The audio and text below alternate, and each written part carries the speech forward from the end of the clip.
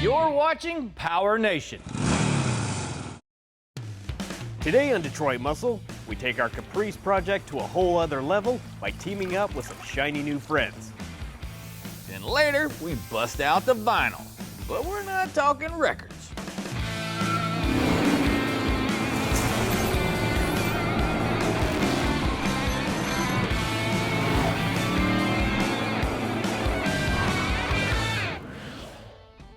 If you're into dolling up your ride, you're gonna dig what we got for you guys today. Now you can call it eye candy, you can call it icing on the cake, or even jewelry. Chrome has that effect to just put a smile on your face. The way it twinkles and glitters in the light is something special. When you think of a boatload of chrome, a car from the 70s is probably not the first thing that comes to mind, but this old Caprice sure has a whole lot of it. What we have planned for Fat Stack is to quite simply make a statement. And between that cool candy paint and all these shiny goodies, pretty sure we're not gonna have too much trouble doing exactly that. The right mix of certain components can really elevate your build. That sheer size of that car back there is one of the reasons we went with the bigger than stock wheels. A big old car needs larger than stock rollers. 20s and 22s may not be your style, so if you're a bit more old school, we got something coming up later in the show that'll tickle your fancy. Cars of the late 60s, 70s, and 80s had an option for you to top it all off, and sometimes they got a bit crazy and exotic. It all depended on your own flavor and maybe even your occupation. To do chrome like this requires professional help. So we're gonna take a little field trip, and you can sit back and see if you like your reflection. Advanced Plating in Portland, Tennessee is world-renowned for their quality and expertise when it comes to crafting shiny chrome. They've plated just about anything you can imagine, and their show-stopping work has helped skyrocket the status of many award-winning builds. Their taste and expert-level artistry are perfectly in sync with the prestige we envision for our 71 Caprice. After we got to peep some of their handiwork, we got revved up thinking about what Fat Stack is gonna look like with fresh, new bright work. Good chrome can be the ultimate accent for paint, and it can make certain features of your project stand tall. Doesn't matter if it's a fixed up grille, a shiny set of refurbished rims, or even a custom chrome steering wheel. Like most car lovers, Steve Tracy has a fondness for all things automotive and holds a deep bond etched in his heart when it comes to cars and shiny chrome. Over the years, he has combined his love for classic cars with his never-ending drive for refining perfect plating processes to transform pieces of Detroit muscle into mesmerizing metallic works of art. Since 1988, Steve has been the owner of Advanced Plating, where he has mastered the alchemy of transforming tattered trinkets into perfectly polished chrome.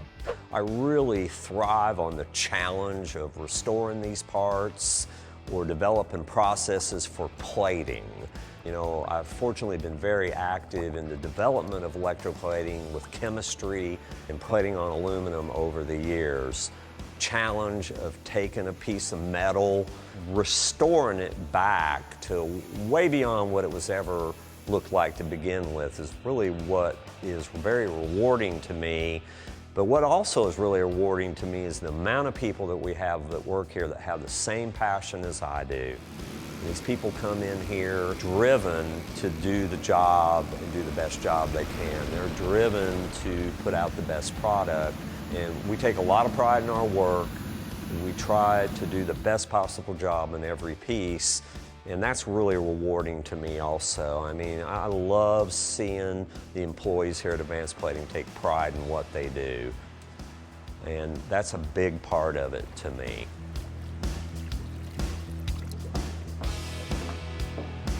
You know, we're going to continue to be cutting edge and developing new finishes.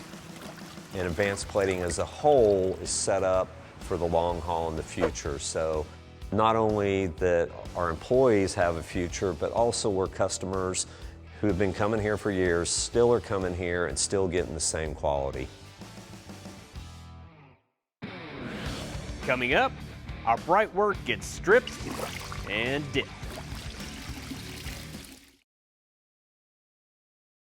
Everyone wants your bumpers to look great, and these, to call them that, is an understatement. Now, with the components that they started with, were nowhere near this condition, and they had their work cut out.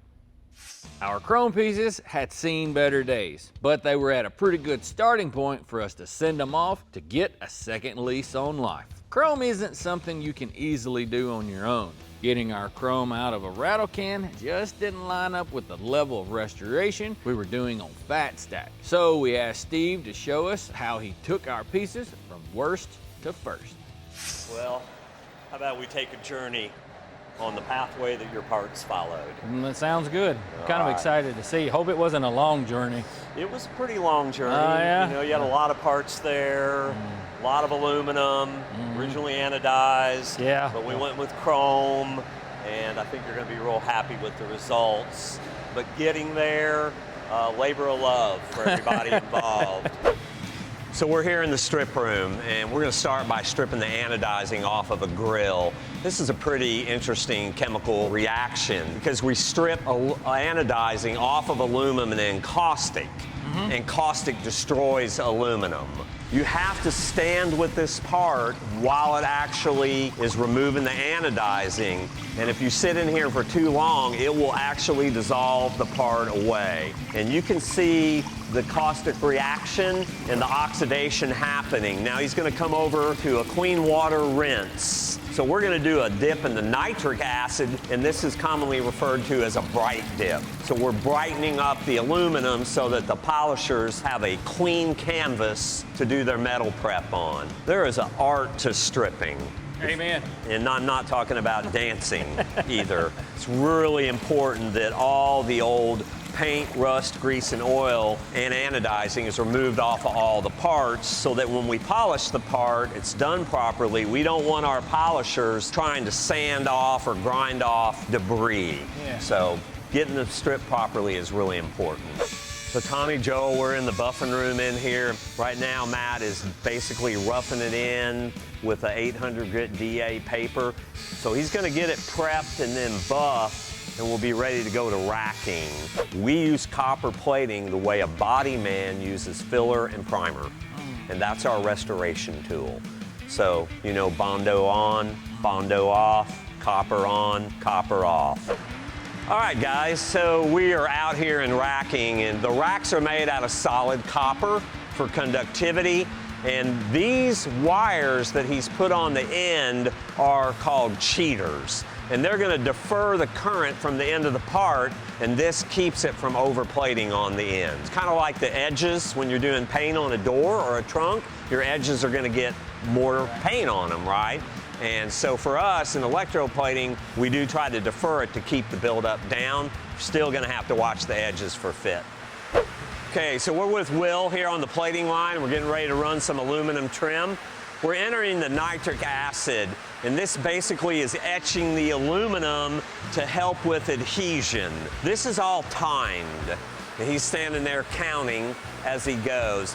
When he goes into this zinc tank, this is not electrolytic. This is electroless zinc, and this is putting a deposit of zinc onto the part. Now this part thinks it's a piece of zinc die-cast. Copper plating will not adhere to raw aluminum. It has to have this zinc put on it.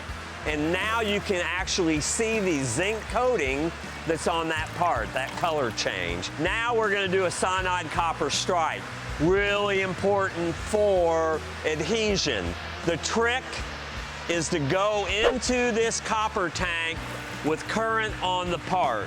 So current on the part, and then we drop down into the solution.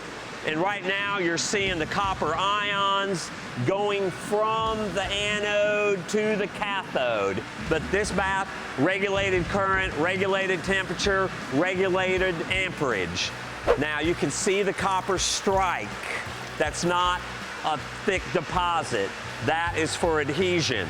So from there, he's going to move to a clean water rinse. So he's moved through a cyanide destruct and another rinse, and we're going to go to nickel next. Nickel ions are depositing onto the aluminum part, and it's getting bright, and the chemistry allows it to become level. Will's coming around with our nickel-plated pillar post, and he's ready to go to chrome. He's going to do what we call a sour dip here. This is going to cut the brightener film off the nickel-plated part, and then from there he's going to go into our hexavalent chrome bath. So the average dwell time in here, you're going to get maximum deposit in 30 seconds. Wow, that quick. This bath will not build thickness. It's a transparent. You're looking through the chrome at the nickel. So you're really looking at the beauty of what the metal polisher has done, what the nickel has done to provide us depth and brightness. And now you have the chrome as a nice silvery blue deposit, going to give you transparency and corrosion protection at the same time. And then our final step here, we use a DI water rinse for a spot-free rinse. Our lower quarter trim was beat all up on Fat Stack. You can check out the back side of this panel where there's some tooling marks from them having to do some metal work. But check this stuff out right now. That is nice. Can't wait to see this stuff against that green paint. Let's just try one on.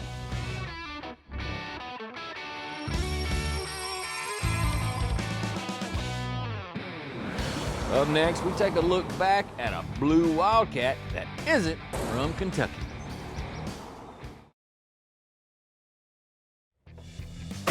You know, guys, there's no denying that our 71 Caprice Fast Stack has plenty of character.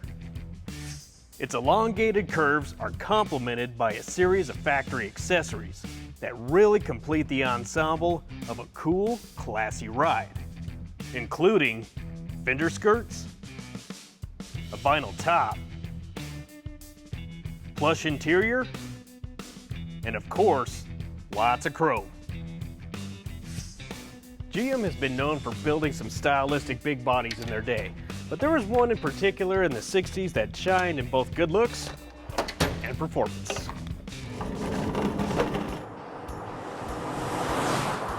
In 1967, if you wanted a big car with loads of power, you only had a couple of choices: a Catalina 2+2 or Buick's luxury powerhouse, the Wildcat. Tipping the scales at close to 5,000 pounds and stretching over 18 feet, once this car got rolling, it was like a runaway freight train. The heart of the beast was the brand new 430 cubic inch V8.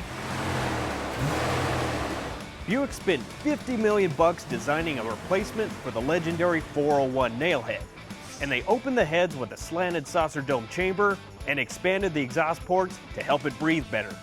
It kept the same 4-inch bore, but a new nodular iron crank upped the stroke to 3.9, giving it an extra 29 cubic inches of displacement. This also jacked up the torque to 475 at 3,200 RPM. You need that low-end muscle to get this tank moving. All in all, it produced 35 more horses for a total output of 360. The engine was so potent, it was known to break the motor mounts. Buick issued a recall at the time to equip them with a safety cable. The 67 not only got a new engine, but it was also completely reskinned. A sweeping body arc with bulging fenders replaced the rigid straight lines of the previous model. A blacked out crosshair style grille set it apart from the LeSabre, while a claw-like front end made it look like it was ready to pounce.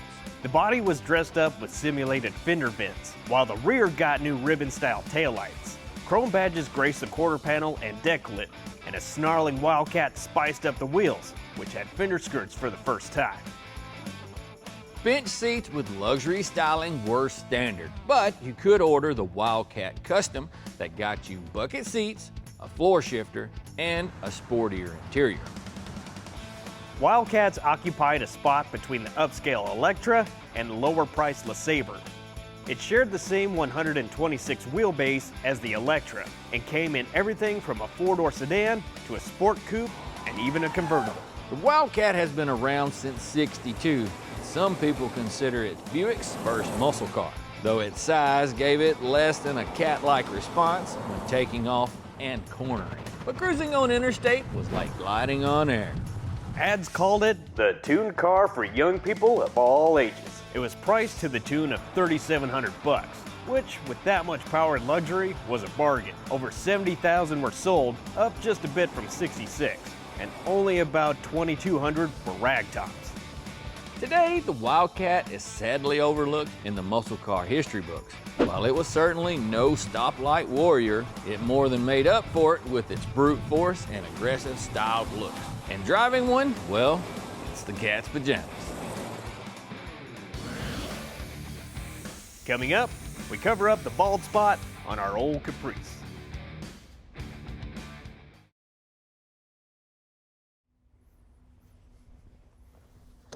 Well guys, the moment is upon us. We've been frothing at the mouth to get a new vinyl top installed on our 71 Caprice Project Fast Stack, and today's the day we make it happen. The story of this age-old accessory can be dated back as early as the 1920s. Their initial purpose was to give fixed-roof vehicles a comparable flair and appeal to their convertible counterparts. As time went on, they would eventually become a fairly common option on a lot of muscle cars from the 1960s. From there, they would evolve into many different styles of materials, including canvas, snake, alligator hides, oh, and those classy mod tops that Chrysler introduced in '69. Even your old Aunt Edna would admit those things were tacky at best. Back in the day, it wasn't uncommon for vehicle manufacturers to glue the tops straight onto bare steel.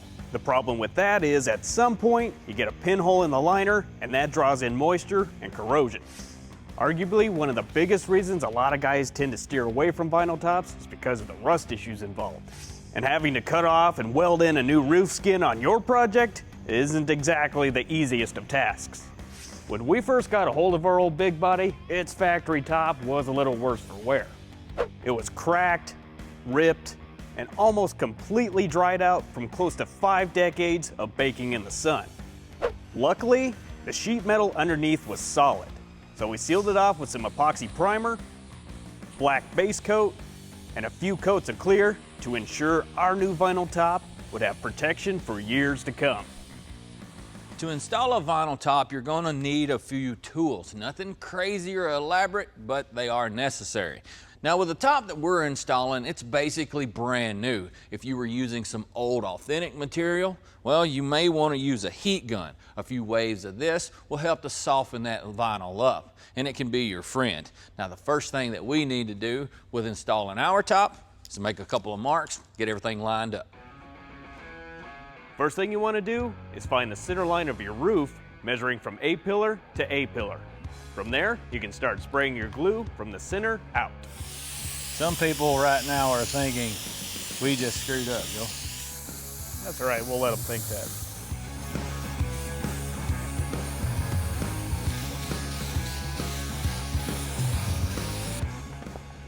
Now line your middle up, stick it and almost hold it down here.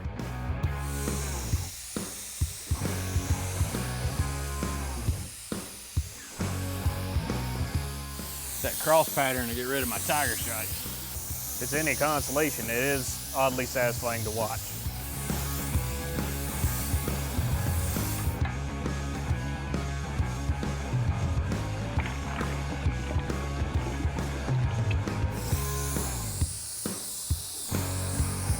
Feel the burn. Feel the burn. Calisthenics, baby. It's not a tremendous amount of pressure. You don't want to pull them crazy tight.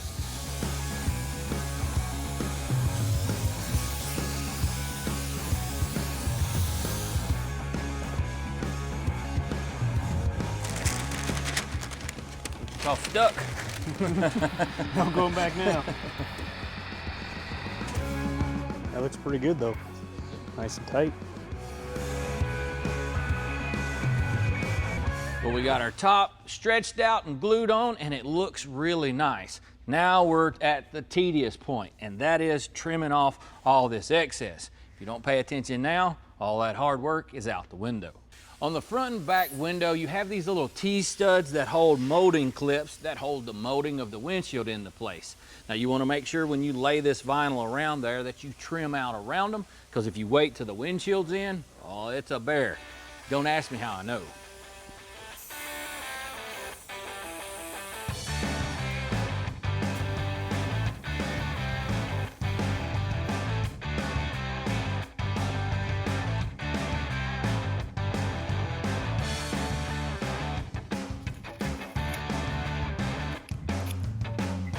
Now on all four corners of this roof, there is what looks like a T-stud, but in all reality, it is a panel nail.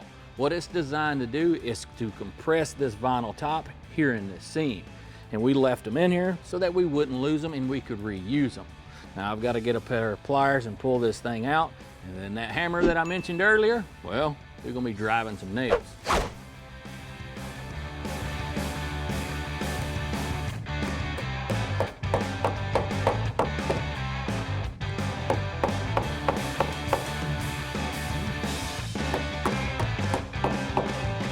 You know, Joel, I think that was actually easier than putting windows in sometimes.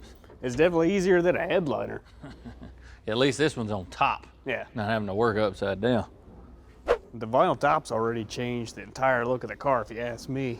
Yeah, kind of to me, with it just being a shiny painted top car, it almost looked cheap. Now, it kind of just, I don't know, I don't want to say elegant, that's not the word either, but. I'll take elegant. Nah, I wouldn't say elegant. Well, tell you what I'm gonna say though, for sure, I'm done for the day. I'm out. Not far behind you. He'll be here in the morning waiting for us.